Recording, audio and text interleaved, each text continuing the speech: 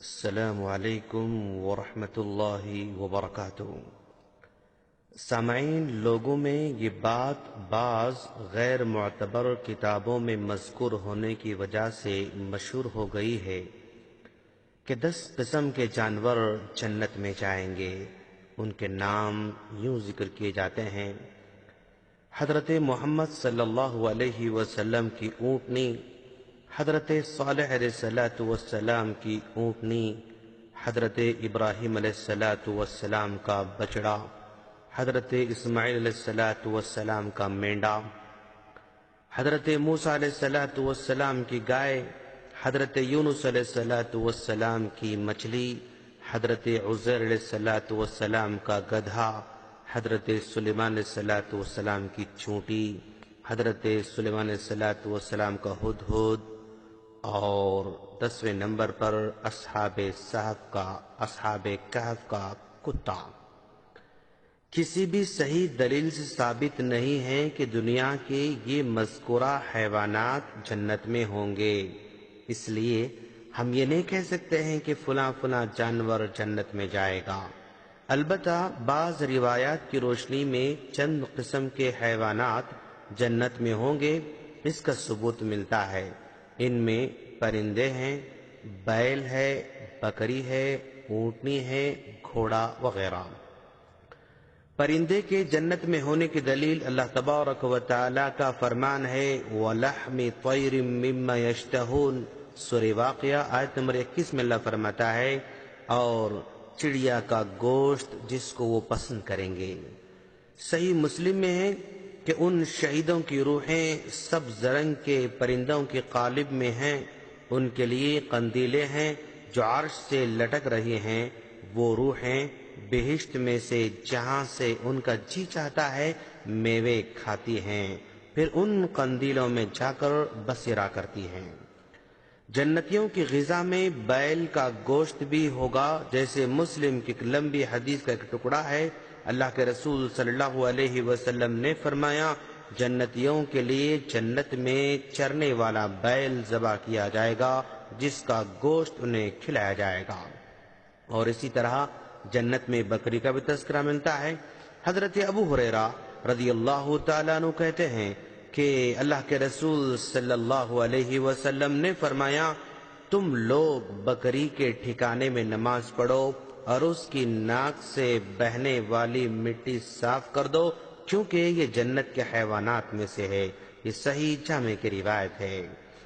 جنت میں اونٹنی بھی ہوگی، جیسا کہ حضرت ابو مسعود انصاری رضی اللہ تعالیٰ عنہ کہتے ہیں کہ انہوں نے کہا، ایک آدمی مہار والی اونٹنی لے کر آیا اور کہا یہ اللہ کی راہ میں ہے، تو اللہ تبارک و تعالی اللہ کے رسول صلی اللہ علیہ وسلم نے فرمایا، اس کے سبب تمہارے لیے قیامت کے دن اسی طرح مہار والی 700 اونٹنی ہوں گی۔ یہ مسلم کی روایت ہے۔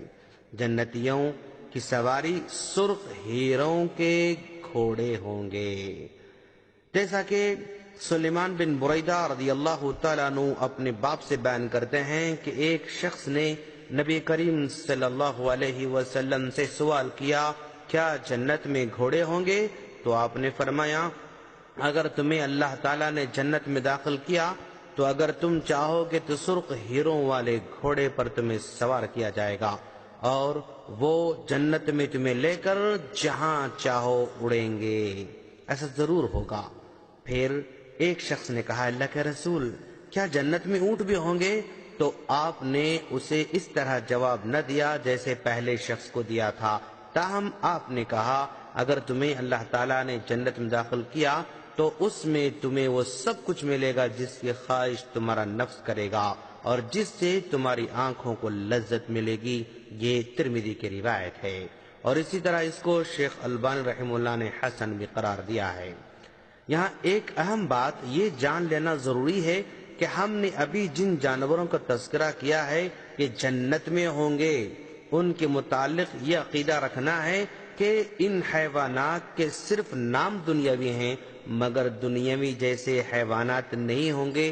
اس کی کیفیت کیا ہوگی صرف اللہ تبارک و تعالیٰ کو معلوم ہے۔ دنیا کے جو جانور ہیں ان میں سے کسی کے بارے میں کسی صحیح حدیث میں جنت میں جانے کا ذکر نہیں ملتا ہے، بلکہ صحیح حدیث میں بیان ہوا ہے کہ چوپائے اور پرندے کل قیامت کے دن سب کے سب مٹی ہو جائیں گے، جیسا کہ حضرت ابو ہریرہ رضی اللہ تعالیٰ عنہ کہتے ہیں کہ انہوں نے کہا اللہ تبارک و تعالیٰ کل قیامت کے دن تمام مخلوق، پورے جانور، پرندے اور انسان کو جمع کرے گا، چوپائے اور پرندے سے کہے گا مٹی ہو جاؤ، تو اس وقت کافر کہے گا کاش میں بھی مٹی ہوتا۔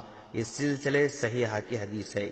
ان تمام باتوں سے پتہ چلا کہ دنیا کا کوئی جانور جنت میں نہیں جائے گا، اگرچہ کہ وہ انبیاء کرام کے ہی جانور کیوں نہ ہو، اس لیے کہ اس کی کوئی صحیح حدیث نہیں ہے۔ جو عوام میں مشہور ہے وہ ناقابل اعتبار ہے۔ جنت میں جانور ہوں گے لیکن وہ جنت کے ہوں گے، دنیا کا کوئی جانور جنت میں نہیں جائے گا۔ ہم اللہ سے دعا کرتے ہیں کہ باری تعالیٰ تو ہم تمام کو اپنے عقیدے کی اصلاح کی توفیق عطا فرما، آمین۔ السلام علیکم ورحمۃ اللہ وبرکاتہ۔